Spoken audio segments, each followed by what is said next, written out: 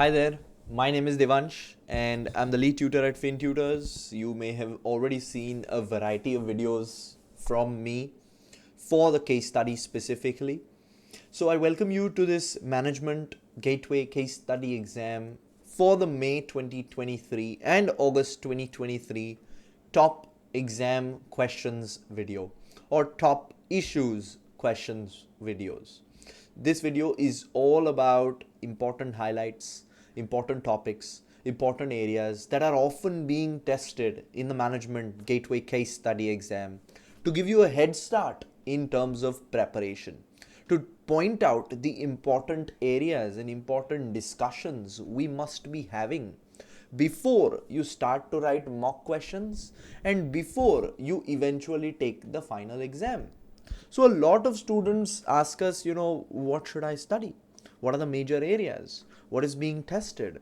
What are the major issues? So we thought we'll create a video for you explaining the major issues, the major questions and the highlights which do often come up in the exam to give you an head start, to pinpoint the important areas for you so that in the real exam you don't face any challenges, and if any question comes up you are ready to answer it. You are ready to do a good job on it. That's the whole idea behind this video. Before we move on, let's again ascertain that Finntutors has received the CIMA Global Pass Rate Excellence Award for the year 2022. Throughout the entire 2022 year, we have submitted our results to CIMA, and after a lot of stringent criterias, CIMA has given us this recognition, which means students have been finding our course helpful. We have been achieving pass rates higher than the global pass rates set by CIMA, and only 5 other tuition providers in the entire world have this recognition. Finntutors is part of this elite group now, which further strengthens the credentials of our course, the credibility of our course, because students are finding it helpful. It's not a course that I woke up one morning and created. It's tried, is tested, it's giving results, it's proven, and I'm sure you will find it helpful as well. So now you might be wondering, how do we accumulate these topics? Do we just choose any 5, 7, 10 topics randomly? Absolutely not. We are pre-scene experts. We go through the pre-scene 20, 25 times, go through our entire pre-scene analysis that is 3.5 hours long, go through our entire pre-scene analysis PDF document that is 70 pages long, where there are clear relations to your E2, P2 and F2 syllabus, a detailed discussion on our company, Happywell Holidays. A whole detailed analysis is done by us. A whole SWOT analysis from very different perspectives is done by us. My team and I are experts. We have been studying the pre-scene from a very long time, and we have been providing results from a very long time.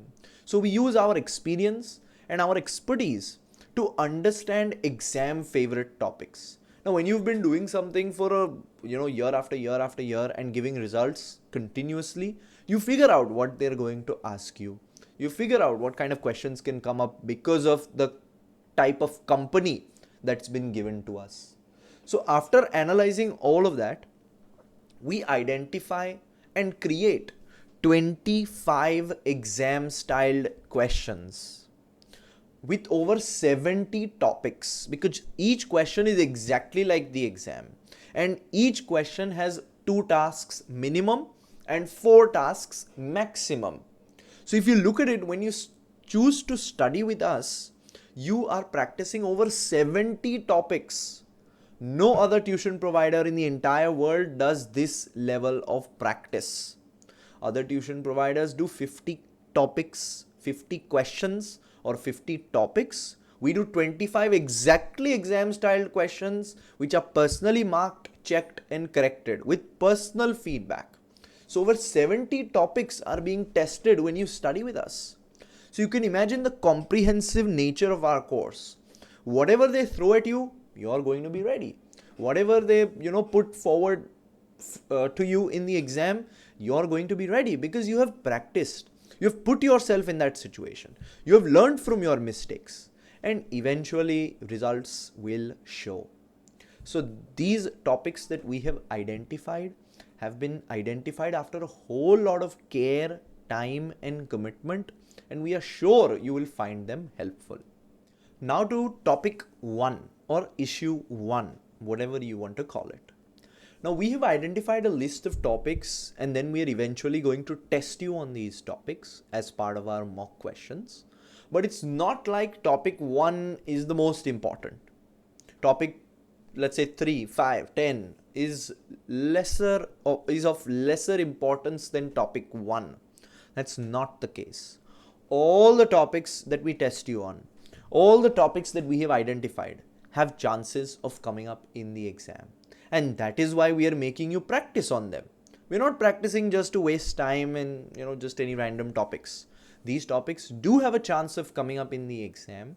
We are pointing them out for you, and then eventually you will be writing mock questions on them with us. So you are having a foolproof preparation chart, a foolproof preparation to ensure that nothing goes wrong in the exam. So topic 1 is all about funding. Funding is part of your core area A.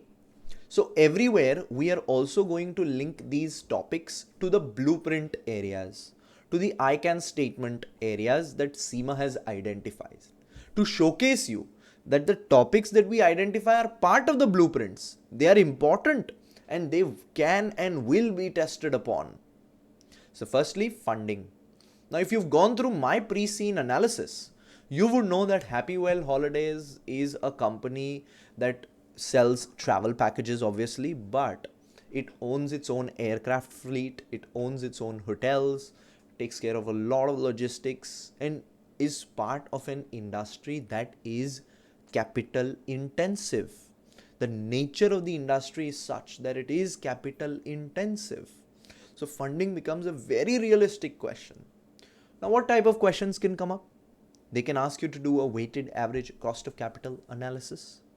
They can give you your company's current WACC and then tell you to explain what WACC means. Maybe present a report so that everybody on the board of directors understand what WACC means. But for that, first you will have to know what WACC means. You will have to have studied your F2 syllabus beginning chapters. So weighted average cost of capital can be asked. They'll never ask you to calculate anything, but definitely they can ask you to create an analysis. Definitely they can give you the numbers and ask you to explain what WACC means, the different aspects of weighted average cost of capital in terms of debt, in terms of equity. So they can create a scenario where you need funds. They ask for your recommendation on different funding options. So you should be able to give the different funding options under debt, different funding options under equity. This is a very common question. They'll say we want to raise $10 million, for example. What would you recommend for our company? So for this, you'll firstly have to know our company's financial analysis, which we have done already as part of our pre-scene. Because only after knowing your current situation, how much debt, how much equity your company has, only then you can suggest, right?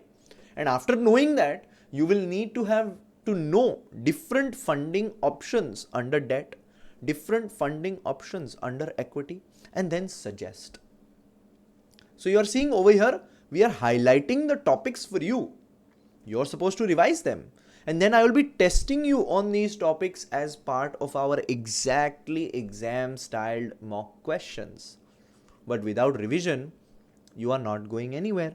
Without a good revision system, you can't go into mock question writing. Otherwise, we get confused and we keep ourselves confused.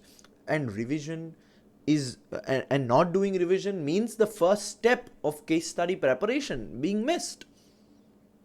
Same way, they can ask you long-term finance options, short-term finance options. You should be able to suggest what the long-term options are, what the short-term options are. And this is clearly identified in your F2 syllabus. You do not need to go anywhere else except for do revision of F2. And all of these are topics that are often tested. So you see, we are highlighting the topics for you, and then we'll make you write questions on these, and then your answers will be personally marked, checked and corrected, which eventually means that you will have a deep understanding of these topics in an exam style situation, which you will be tested upon. So if any of these topics come up in the exam, guess what? You are ready. You're ready to go. You've practiced them. You have ideas ready. That's the advantage that a comprehensive course like ours brings to the table. Now to topic number 2, or area number 2, whatever you want to call it. Now these are business oriented questions. In the exam, you are often tested on your business skills, which means how you treat yourself as a finance manager in this company is also tested, which means how well do you know your company? How well can you suggest for your own company? What type of questions come up? Now this business orientation based questions cover different core areas. They're quite overlapping. I'll point out the syllabus areas for you still. So often they will ask you questions where you will have to evaluate what functions add value in your organization and what functions don't add value in your organization. So firstly, you will have to know the different departments, the different functions within Happywell.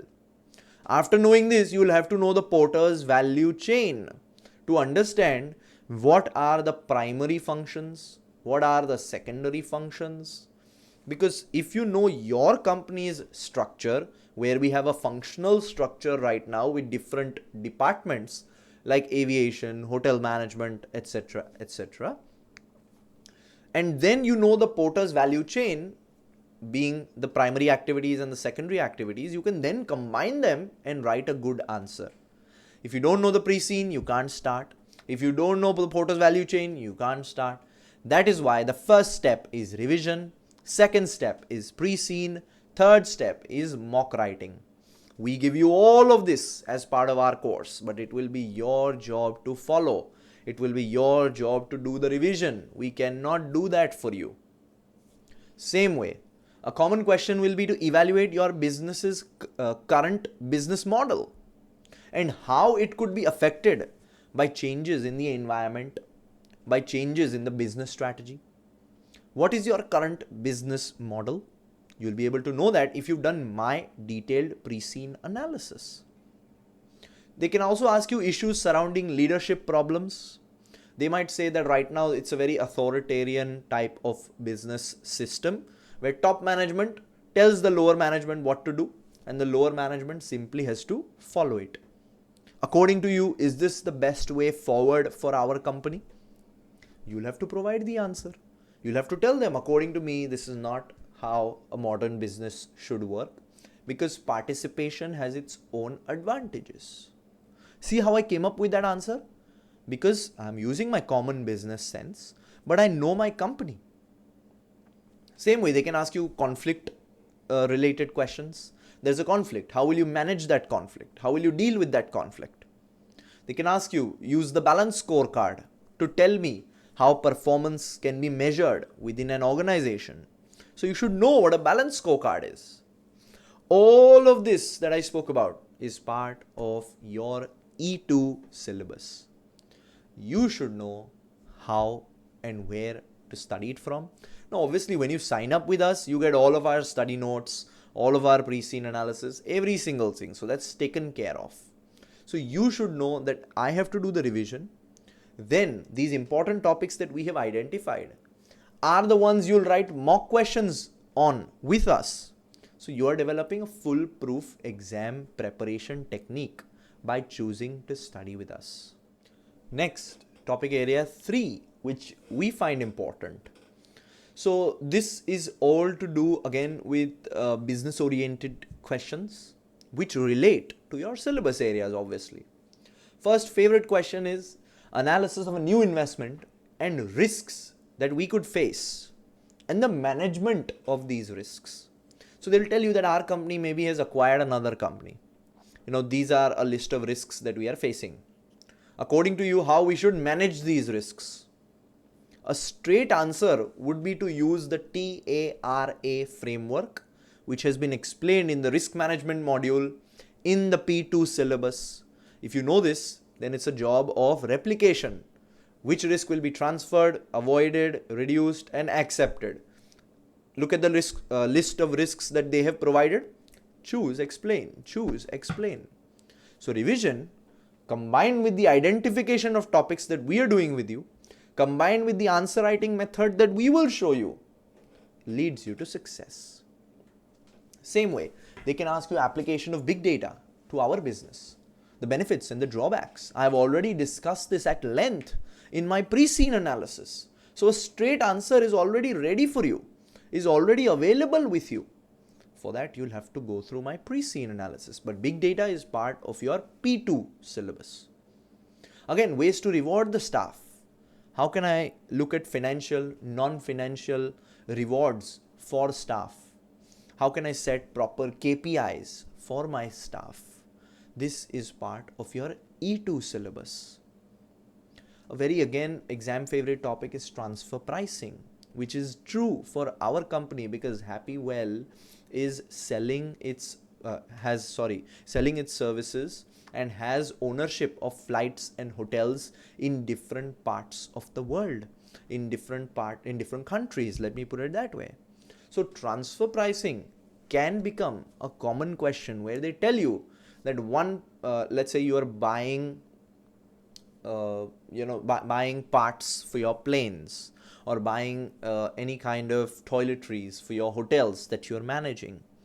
You're buying in another country and then transferring it to your hotels in other countries. The prices that you apply for these internal transfers can be ones where you are trying to reduce your global taxation. If you're trying to reduce your taxation, then transfer pricing rules might come into the picture. Multinational companies often use transfer pricing to reduce their taxes. So what transfer pricing system is your business using? What transfer pricing system should your business use? For this, you need to have the knowledge of market-based transfer pricing, cost-based transfer pricing, which has been explained in P2. The advantages and disadvantages can easily be asked for you in the exam, and it is often asked in the exam. So you should be prepared. We have highlighted all these different areas for you. We are going to test you on all these different areas. If you practice, and if one of these questions comes up in the exam, which has a high possibility, guess what? You have a ready answer which you've practiced on. You just have to replicate it. Eventually you get the marks. Eventually you pass the exam. That's the advantage of studying with a tuition provider, and especially a tuition provider that has received the global pass rate excellence. So this is also an important topic area which you must be careful of. So this was a very quick sneak peek into our entire top 10 issues. Now all of our issues are already ready. Mock questions are already made on them, and we are ready to give them to our students. The top 10 issues are very important to give you at least a benchmark that these are the most important areas that do often come up in the exam. I must know these areas. So the entire video is or the entire mock questions, the entire topic which are important are part of your studies with us if you choose to sign up with us. So if you've already found our material helpful, there's no point waiting. Visit our MCS page on our website, and you have two options to sign up with us. So sign up with us and you can get access to our full material. Start to study with us. If you have any questions, you can write to us on help@finntutors.com. That's our email, and somebody from the team will surely assist you. So I hope you found this video helpful. We have all our material ready. We are here to help, and let us know if you have any questions and we will be most happy to help you. Thank you.